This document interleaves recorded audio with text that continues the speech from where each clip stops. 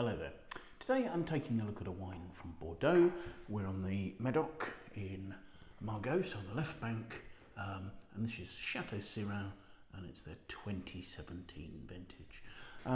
So Siran was a cru bourgeois back when the 2003 classification existed. Currently they don't have classification. I presume that's because they've not sought the cru bourgeois designation.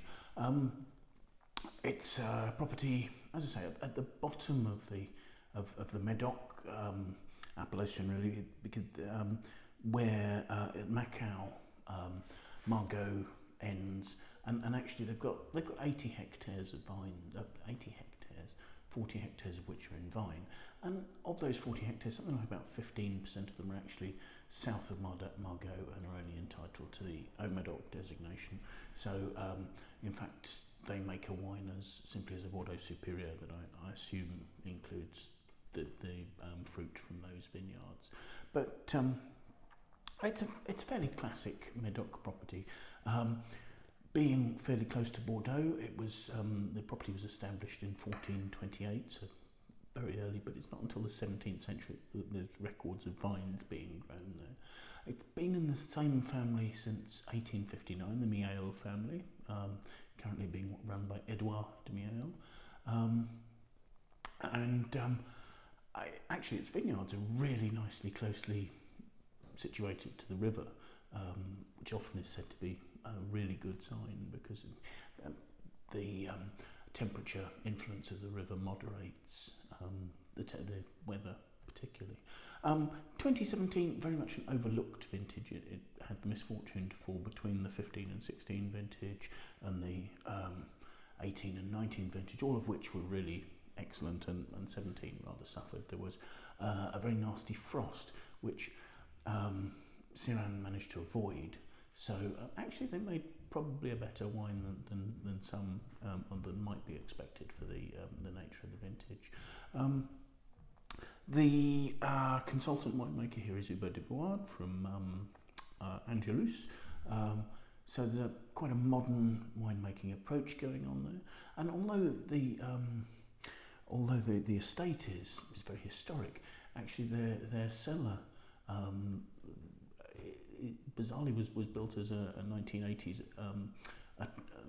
nuclear shelter. So that is relatively modern and very well protected if anything goes wrong.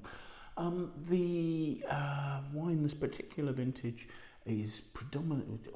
It just has a dominance of Merlot. There's 46% of Merlot, 45% of Cabernet Sauvignon there, and the balance is made up of Petit Verdot. So fairly classic sort of balance for Margaux. You might expect Cabernet to dominate, but it's only a percentage or so. The fruit is handpicked, of course, into shallow cagettes, so the fruit isn't damaged. It's sorted by hand on sorting tables and ferments in temperature controlled vats. So, pretty standard winemaking there. It'll do its malolactic conversion, I believe, in vat, and then goes into barrel. About a third of those barrels will be new oak, so there'll be a little bit of cedary new oak influence in there, and it stays there for 12 to 14 months. So yeah, I think that's a fairly standard rundown of how you'd make a quality Margaux. So let's have a look at the wine, shall we? First thing to say, the colour is dead as you'd expect it. It's a sort of a deep dark ruby red. You can see through it just. It's got a red-purple rim, and actually as you swirl it, the deep colour is sort of almost staining the glass there. There are certainly tears forming fairly readily. The wine is 13.5% alcohol and has plentiful tannins, so you'd expect there to be that sort of degree of viscosity there. So let's have a look at the aromas, and this is where we should start to see Margaux sort of standing out, because the aromas are actually sort of quite lifted. There's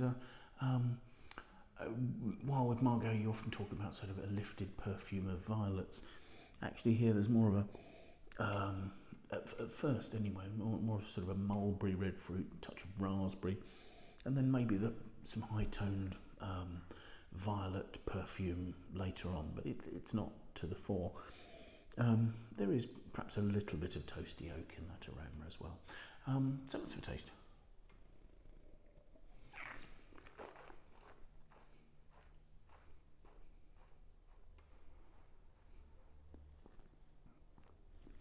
On the palate, that's fresh. There is a quite lively acidity that's carrying some juicy red fruit. I mean, to me, that's mulberry going on to sort of quite fresh red plum. The sort of the acidity sort of puts towards the plum a bit. The tannins are fine. There's a slightly sort of chalky, almost bordering on astringent nature to them. And then the sort of the juiciness of that plummy red fruit cuts in and stops it from being too drying. It's a little drying at the finish. The alcohol's in balance, it doesn't stand out, and it's not stopping the fruit from coming through, again with that sort of lovely fresh plum note on the finish. This certainly isn't a hugely concentrated wine. It has a freshness and a vivacity, but yet there is a structure that's giving a little bit of that sort of drying grip. I described it as chalky. It's now a little more sort of spicy grip. There isn't a particularly cedary note at this stage in the wine's development. There might just be a little bit of sort of cinnamon spice in there, but it's very, very well integrated with the red fruit on the palate. There's a reasonable length. It's not a huge wine. It's medium bodied, but it's got a nice, elegant finish and a pretty good persistence. So actually, as an example of that sort of delicacy and elegance that you're looking for with Margaux, that's showing really nicely at the moment. And I think you'd very happily keep that in your cellar for 5 or 6 years, and it might very happily go slightly longer than that. I probably wouldn't improve much after 5 or 6 years, but there would be no rush to drink it up. It's got structure and it's got acidity that would enable it to age. So this has been Chateau Siran 2017 from Margaux. Thank you very much for joining us. I hope you found that interesting, and do join us again. Bye now.